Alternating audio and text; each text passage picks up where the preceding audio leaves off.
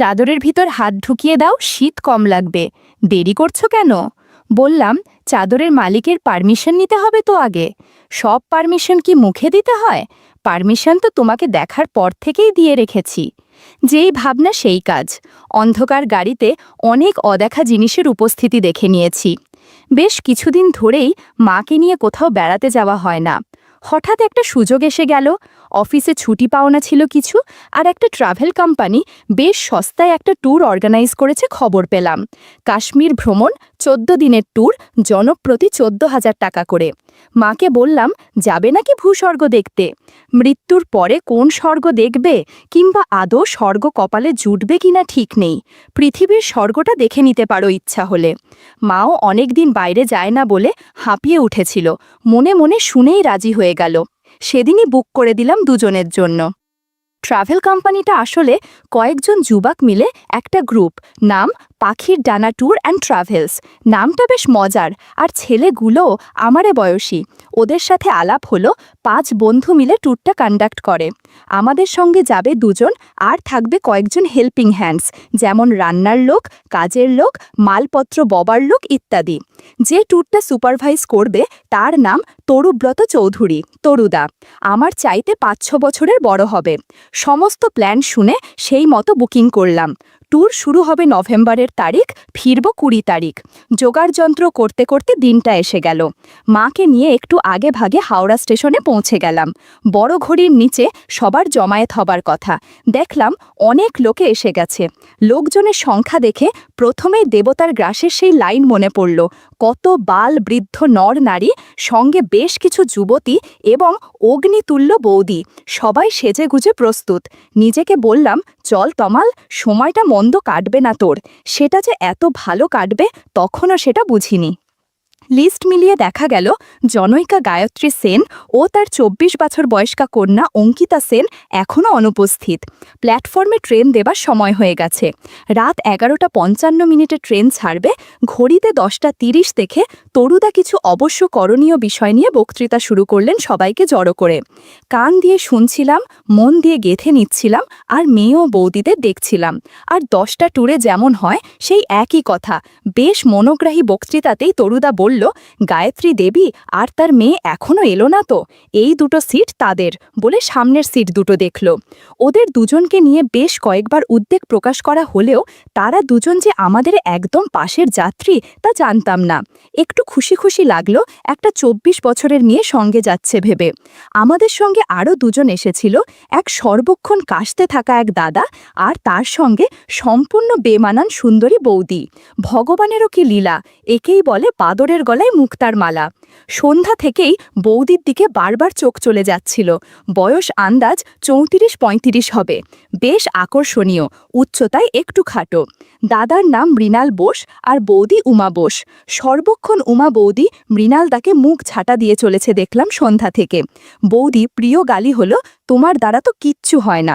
10 এক কথাটা শুনে ফেলেছি ইতিমধ্যেই, আরও অসংখ্যবার শুনব এই 14 দিনে সন্দেহ নেই। কিন্তু দাদার দ্বারা যে কি কি হয় না সেটা পরে জেনেছিলাম, আর আপনারাও সময় মতো জানতে পারবেন।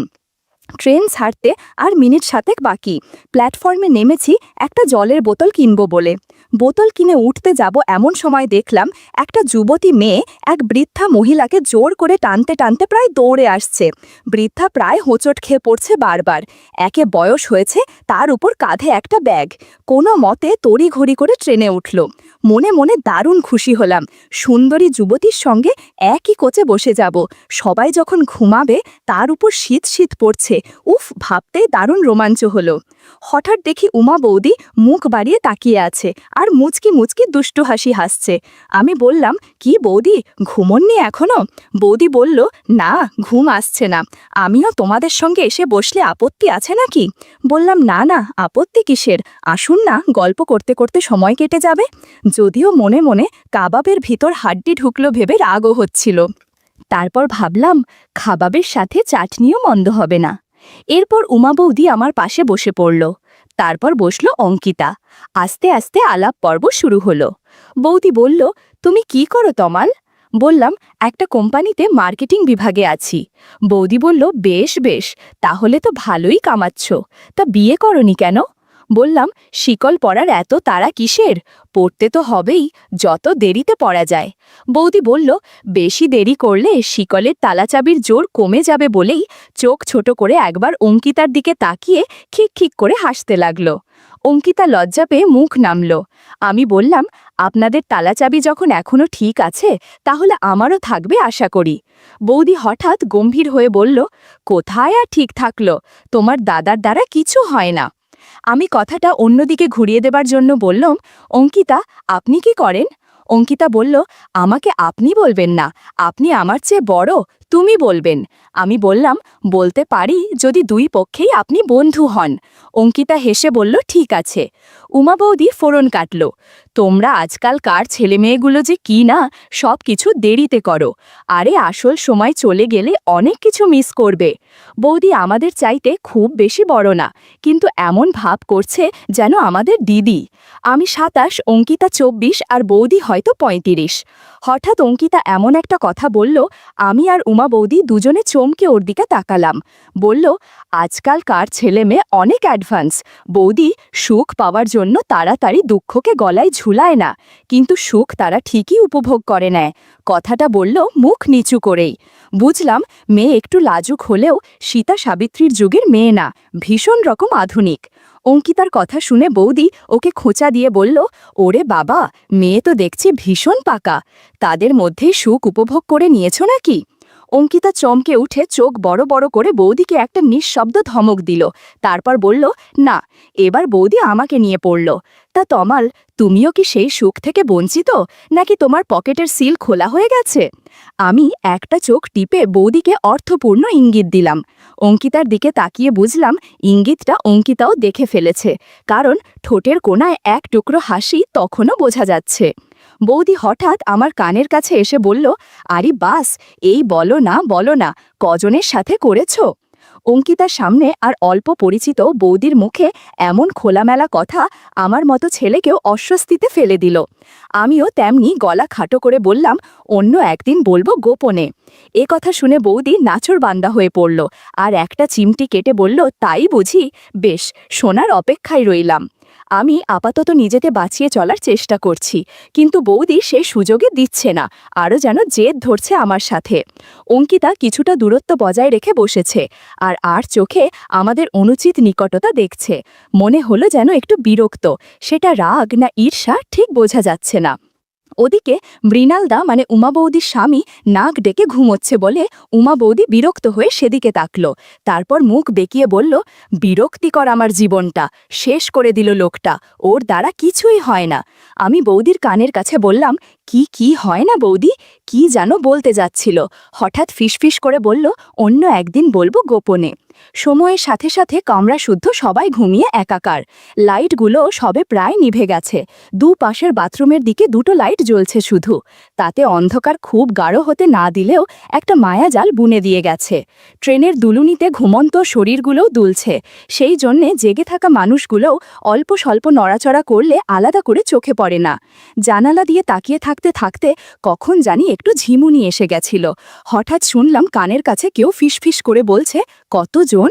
ধর্মর করে নড়ে চড়ে বসলাম, তাকিয়ে দেখি একটা চাদর জড়িয়ে অঙ্কিতা আমার একদম কাছে সরে এসেছে। আমি মিষ্টি করে হাসলাম। অঙ্কিতা আবার প্রশ্নও করল, কতজন? বলো বলো। আমি কথা ঘুরিয়ে বললাম, এবছর নভেম্বরের শুরুতেই তো দেখছি বেশ ঠান্ডা পড়ে গেছে, শীত শীত করছে।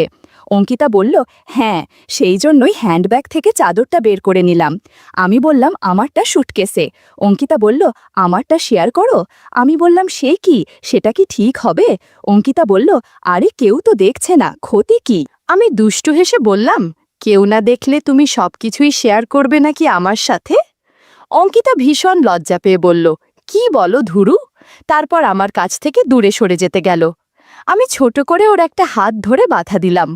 কিছু বলল না অঙ্কিতা, সোজা হয়ে বসল, কিন্তু আর দূরে সরে গেল না। একটু সময় নিয়ে আবার জিজ্ঞেস করল, কতজনের সাথে করেছ? বললাম, হ্যাঁ, তা বেশ কয়েকজন।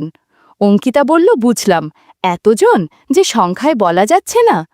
আমি হেসে বললাম, ঠিক তা নয়, গুণে বলাই যায়, কিন্তু গোনার মতো স্পেশাল নয় সবাই, জাস্ট হয়ে গেল আর শেষও হয়ে গেল, তাই আলাদা করে মনে রাখি না। অঙ্কিতা বলল, স্পেশাল নয় সবাই, তার মানে কেউ কেউ স্পেশাল? তারা কয়জন? আমি বললাম, এক রাতেই সব শুনে ফেলবে, তাহলে বাকি 14 দিন কি বলবো? আর সেগুলো তো শুধুই গল্প, সেগুলো শোনার মতো কিছু না। সে বলল, হোক, তবু শুনবো। বললাম, ঠিক আছে, বলবো তোমাকে, তবে এখন নয়, এখন তুমি একটু ঘুমিয়ে নাও। ঘুমের মাঝে বেশ কিছুক্ষণ পর্যবেক্ষণ করলাম, আর কিছু ঘটনাও ঘটে গেল। বন্ধুরা, ইউটিউবের কড়া নিয়মের কারণে এসব ঘটনা সরাসরি বলা যাচ্ছে না। তোমরা কমেন্টে দেয়া লিংক থেকে আমার ওয়েবসাইট ভিজিট করো, সেখানে একদম খোলামেলা গল্প দেয়া আছে। কিছুক্ষণ পর অঙ্কিতা বলল, বাথরুমে যাব, একটু চলো না প্লিজ। আমি ওর সাথে বাথরুম গেলাম, নিজেরও যাওয়া দরকার। অঙ্কিতা বেরোতেই আমি ঢুকলাম, তারপর নিজেদের জায়গায় এসে বসলাম। অঙ্কিতা কোনো কথা বলল না, শুধু মিষ্টি করে একটু হাসল। আরও কিছুক্ষণ পরে আকাশ ফর্সা হলো, আরোহীরা একে একে জেগে উঠছে। এক সময় দেখলাম উমা বৌদি আমাদের দেখে অদ্ভুত একটা হাসি দিল, তারপর গুড মর্নিং বলে বাথরুমে চলে গেল ফ্রেশ হতে। একটু পরে ফিরে এসে আমাদের পাশে বসল, বলল, তোমাদের তো ঘুম হয়নি সারা রাত, এবার তোমরা একটু ঘুমিয়ে নাও, আমি মালপত্র পাহারা দেব। অঙ্কিতা বলল, না না, আমি একটু ঘুমিয়েছি, তমালের ঘুম হয়নি সারা রাত। উমা বৌদি চোখ সরু করে অঙ্কিতার কানের কাছে ফিসফিস করে বলল, আমি সদ দেখেছি, ওই রকম বালিশে শুলে কি ঘুম হয়? যাও যাও, একটু ঘুমিয়ে নাও, সামনে আরও একটা রাত তোমাদের জাগতে হবে। উমা বৌদির কথা শুনে অঙ্কিতার মুখ ফ্যাকাশে হয়ে গেল। বৌদি কি তাহলে সব দেখে ফেলেছে? সবাইকে বলে দিলে তো কেলেঙ্কারি হয়ে যাবে। চোরা চাহনিতে অঙ্কিতা আমার দিকে চাইল। আমিও চোখের চাহনিতে ওকে আশ্বস্ত করলাম, কারণ জানি উমা বৌদিও ধোঁয়া তুলসী পাতা নয়। কিন্তু অঙ্কিতার উৎকণ্ঠা বৌদি কমিয়ে দিল। এখনও মৃণালদা, আমার মা আর গায়ত্রী মাসিমা ঘুম থেকে ওঠেনি, তাই আমরা কথা বলতে লাগলাম নিশ্চিন্তে। বৌদি নিচু গলায় কথা বলছে ঠিকই, কিন্তু এমনভাবে বলছে যেন আমি শুনতে পাই। বৌদি বলল, আরে লজ্জা পাচ্ছ কেন? পাশে ওই রকম হ্যান্ডসাম ছেলে থাকলে আমিও তোমার মতো কোলে মাথা দিয়ে শুতাম। আর আমি হলে শুধু শুতাম না, আরও অনেক কিছু করতাম। এতক্ষণে ওর যন্ত্রপাতির মাপ আর কাজ করার ক্ষমতার পরীক্ষা নেওয়া হয়ে যেত আমার। এই বলেই খ্যাক খ্যাক করে হাসি দিল। দেখলাম অঙ্কিতার মুখে লালচে আভা দেখা দিল। আমি মনে মনে হাসলাম আর ভাবলাম, বৌদি, তুমি অঙ্কিতার চাইতে 10 বছরের পুরনো মডেল। অঙ্কিতা তোমার চাইতে অনেক অ্যাডভান্স। সে যন্ত্রপাতির মাপ আর কাজ করার ক্ষমতাই শুধু পরীক্ষা করেনি, সেটা দিয়ে প্রোডাকশনও করেছে, আর প্রোডাক্ট টেস্ট করেও দেখে নিয়েছে। বৌদি তখনও বলে চলেছে, ইস, আমার যদি তোমার বয়স থাকতো অঙ্কিতা। ওই হাঁপানি রুগীটা কেশে কেশে আমার জীবনের রাতগুলো নষ্ট করে দিল। অথচ কি রোমান্টিকই না ছিলাম আমি। অপদার্থ একটা, সব শেষ করে দিল আমার। কিছু হয় না ওর দ্বারা বলে একটা দীর্ঘশ্বাস ফেলল। অঙ্কিতা কোনো কথা বলল না, চুপ করে থাকল। সকাল 7টা বেজে গেল দেখতে দেখতে। কাল রাতে আমার আর অঙ্কিতার মধ্যে যে কিছু হয়েছিল সেটা ওর মুখ দেখে বিন্দু মাত্র অনুমান করা সম্ভব না। হয় মেয়েটা ধুরন্ধর অভিনেত্রী, নয়তো এসব ব্যাপারে বেশ অভিজ্ঞা। যেটাই হোক তাতে ক্ষতি নেই, ওই দুটোর যে কোনো একটা থাকলেই কাশ্মীর ট্যুরটা জমে যাবে। ট্রেন তোড়জোড় করে চলছে। দীর্ঘ জার্নি করে ট্রেন থেকে নেমে পড়লাম সবাই। এরপর একটা গাড়ি বুক করা হলো। একঘেয়ে ছুটে চলাতে সবাই ক্লান্ত হয়ে পড়ছে দেখলাম। বেশিরভাগ লোকই ধুলছে, কারণ অন্ধকার নেমে আসছে। জানালা দিয়ে ভালো করে কিছু দেখা যাচ্ছে না। এমন সময় উমা বৌদি এসে আমার পাশে বসে পড়ল। বলল, বেশ ঠান্ডা লাগছে রে ভাই। আমি বললাম, আসুন বৌদি। বৌদি বলল, কি সঙ্গিনী হারিয়ে বিরহ কাতর নাকি? আমি বললাম, সঙ্গিনী কোথায় হারলাম, এই তো একজন পাশেই আছে। বৌদি বলল, হ্যাঁ, এখন তেল মারা হচ্ছে। আমি বললাম, সত্যি মেয়ে যাত্রায় খুব হিংসুটে। বললাম, মৃণালদা কি ঘুমে নাকি? বৌদি বলল, হ্যাঁ, চাদর মুড়ি দিয়ে ঢুলছে। বলে হাতে হাত রাখল। বলল, এতক্ষণে মনে হচ্ছে কাশ্মীর এসেছি তাই না? হাত দুটো জমে যাচ্ছে। আমি বললাম, তা কর্তাকে জড়িয়ে ধরে থাকলেই তো পারতেন, ঠান্ডা লাগতো না। বৌদি মুখ বেঁকিয়ে বলল, গায়ে রক্ত থাকলে তো গরম হবে, ওই শুটকো কাঠ জড়িয়ে বসে থাকলে ঠান্ডায় জমে মরেই যাব, তাই তো তোমার কাছে এলাম। আমি বললাম, ভালোই করেছেন, আমারও খুব শীত করছে, পাশে এমন নরম চাদর থাকলে ঠান্ডা লাগবে না। উমা বৌদি বলল, তাহলে চাদরের ভিতর হাত ঢুকিয়ে দাও, শীত কম লাগবে, দেরি করছো কেন? বললাম, চাদরের মালিকের পারমিশন দিতে হবে তো আগে। বৌদি বলল, সব পারমিশন কি মুখে দিতে হয়? পারমিশন তো তোমাকে দেখার পর থেকেই দিয়ে রেখেছি। যেই ভাবনা সেই কাজ। অন্ধকার গাড়িতে অনেক অদেখা জিনিসের উপস্থিতি দেখে নিয়েছি। বন্ধুরা, ইউটিউবের কড়া নিয়মের কারণে এসব ঘটনা সরাসরি বলা যাচ্ছে না। তোমরা কমেন্টে দেয়া লিঙ্কস থেকে আমার ওয়েবসাইট ভিজিট করো, সেখানে একদম খোলামেলা গল্প দেয়া আছে। সেখানে প্রতিদিন একদম খোলামেলা গল্প আপলোড করা হয়। আধা ঘন্টা পর বৌদি আমার কাঁধে মাথা রেখে বসে রইল। অনেকক্ষণ পরে বলল, তোমাকে ধন্যবাদ দিয়ে ছোট করব না তমাল, এখন সিটে যাই কেমন? আমি বললাম, হ্যাঁ যাও। এক অন্যরকম স্বর্গ থেকে সদ্য ঘুরে আসা দুজন নর নারীকে বুকে নিয়ে অন্ধকারের বুক ছিঁড়ে গাড়ি শ্রীনগরের দিকে ছুটে চলল। রাত 11:30 নাগাদ আমরা শ্রীনগর পৌঁছলাম। ডাল লেকের পাড়েই একটা হোটেলে আমাদের থাকার ব্যবস্থা হয়েছে। বেশ বড় হোটেল। আমরা সবাই গাড়ি থেকে নামলাম। সত্যজিৎ রায়ের সোনার কেল্লা সিনেমার লালমোহনবাবুর উটের পিঠে ভ্রমণের পর যে অবস্থা হয়েছিল, আমাদের বেশিরভাগ মানুষেরই সেই অবস্থা। সবাই বিভিন্ন হাস্যকর ভঙ্গিতে কসরত করে হাত পায়ের জট ছাড়িয়ে নিচ্ছে। গাড়ি থেকে নামার আগে উমা বৌদি আমার পাশে এসে চুপি চুপি বলল, আজকের ঘটনা অঙ্কিতাকে এখনই বলার দরকার নেই। অল্প বয়সী মেয়ে জেলাস ফিল করতে পারে। আমি ঘাড় নেড়ে সায় দিলাম। মা আর গায়ত্রী মাসিমাকে একটা জায়গায় দাঁড় করিয়ে দিলাম। তরুদা গেছে হোটেলের সাথে কথা বলে ব্যবস্থা করতে। মালপত্র সব জড়ো করা হয়েছে। হোটেলের লোকেরই ঘরে পৌঁছে দেবে। আমাদের দুশ্চিন্তার কিছু নেই। আমি অলসভাবে হটতে হটতে বাইরে এলাম। সামনেই ডাল লেক। অনেক নাম শুনেছি। অসংখ্য সিনেমায় ডাল লেকে শিকারা চড়তে দেখেছি নায়ক নায়িকাকে। আজ চোখের সামনে সেই ডাল লেক। রাতের বেলা তাই ঠিক বুঝতে পারছি না। কেমন একটা বড় খালের মতো লাগছে। সিনেমাতে যেমন দেখেছি সেরকম লাগছে না। আমার কমন সেন্স বলছে এটা আসল ডাল লেক নয়, কিন্তু দেখতে মন্দ লাগছে না। রাত অনেক হয়েছে, তবু আলো ঝলমল করছে চারিদিকে। প্রচণ্ড ঠান্ডা লাগছে এখন। চাদরে কাজ হচ্ছে না। দাঁড়িয়ে থাকা যাবে না বুঝতে পারছি। অঙ্কিতা এসে বলল, এই যে মশাই, কি করছেন ঠান্ডায় একা একা? আমি ওর দিকে ঘর ঘুরিয়ে হাসলাম। বললাম, কি আর দেখব, ভীষণ ঠান্ডা লাগছে আর দাঁড়িয়ে থাকা যাচ্ছে না। আমি বললাম, চলো ফেরা যাক। ট্রেনের মতো এখানেও রুমের ব্যবস্থা পাশাপাশিই হয়েছে। প্রথমে অঙ্কিতাদের রুম, তার পাশে উমা বৌদিদের রুম, তারপর আমাদের রুম। হোটেলের লোক এসে আমাদের যার যার রুমে পৌঁছে দিয়ে গেল। মালপত্র আগেই এসে গেছে। একটু পরে তরুদা এসে বলে গেল, আপনারা ফ্রেশ হয়ে নিন, 1 ঘন্টার ভিতর ডিনার এসে যাবে। তবে আজ বেশি কিছু করতে পারবো না, মাফ করবেন সবাই। তরুদা চলে যেতেই আমরা মালপত্র খুলে গুছিয়ে ফেলতে লাগলাম। শ্রীনগরে আমাদের 4 দিন থাকতে হবে, তাই ব্যাগগুলো আনপ্যাক করতে কোনো অসুবিধা নেই। মা ওয়ার্ড্রোবে সবকিছু সাজিয়ে রাখছে। আমি বাথরুমে ঢুকে পড়লাম ফ্রেশ হতে। উমা বৌদির গুড়ের রস লেগে আছে মুখে, আর কোথায় কোথায় যেন সেগুলো ধুয়ে ফেলা দরকার। গিজার চালিয়ে সাবান মেখে স্নান করে নিলাম। সারাদিনের ক্লান্তি উধাও হয়ে গেল এক নিমেষে। ফ্রেশ হয়ে বাইরে বেরিয়ে এলাম। মা বাথরুমে ঢুকলে আমি গেলাম উমা বৌদি আর অঙ্কিতাদের খোঁজ নিতে। সবাই ফ্রেশ হয়ে ডিনারের জন্য অপেক্ষা করছি। খিদেও লেগেছে খুব। দরজায় নক হলো। ডিনার এলো ভেবে দরজা খুলে দেখি অঙ্কিতা।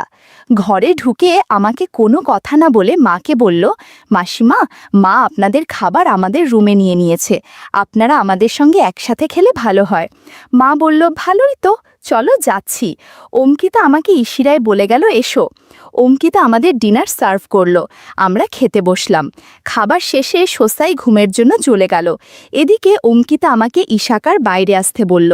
বুঝলাম এই মেয়ে এই শীতে আবারও আইসক্রিম খেতে চাচ্ছে। নিজেকে ভাগ্যবান মনে করে চলে গেলাম বাইরে। বাইরে যেতেই আমাকে একটা ঘরে নিয়ে এলো। সারা কাশ্মীর ঘুমে, অচেতন আমরা দুজন বাদে। কনকনে শীতের মধ্যে দুজনের সাথে অনেক ঘটনা ঘটে গেল সেদিন। ট্রেনের অন্ধকারে ভালোভাবে দেখতে পাইনি, আজ লাইটের আলোয় ভালো করে দেখেছি। বাহ, কি অপরূপ! ঘণ্টাখানেক থাকার পর নিজের রুমে চলে এলাম। এক রাতে 2 বার স্নান করে অনেক ভালো লাগছে। যেই একটু ঘুম এসেছে এমন সময় রুমের নক করার শব্দ বেজে উঠল। 1 বার, 2 বার, 3 বার। আমি ঘড়ির দিকে তাকিয়ে দেখি রাত 1:30 বাজে। দরজা খুলতেই দেখি উমা বৌদির অস্থিরতা নিয়ে দাঁড়িয়েই আছে। আমি কিছু বলার আগেই বলে ফেলল, তোমার দাদাকে দিয়ে কিছুই হয় না। কথাটা শুনে মনেই হেসে ফেললাম। নিজেকে বললাম, রেডি হ তমাল, আজ তোমার আরও পরিশ্রম করতে হবে, এত সহজে ছুটি নেই। চোখের পলকেই ঝড়ের মতো ঘরে ঢুকল উমা বৌদি। বন্ধুরা, ইউটিউবের গল্পগুলো শুনে মজা না পেলে আমার ওয়েবসাইটে দেয়া গল্পগুলো শুনতে পারো। সেখানে প্রতিদিন খোলামেলা গল্প আপলোড করা হয়। কমেন্টে ওয়েবসাইটের লিংক দেয়া আছে।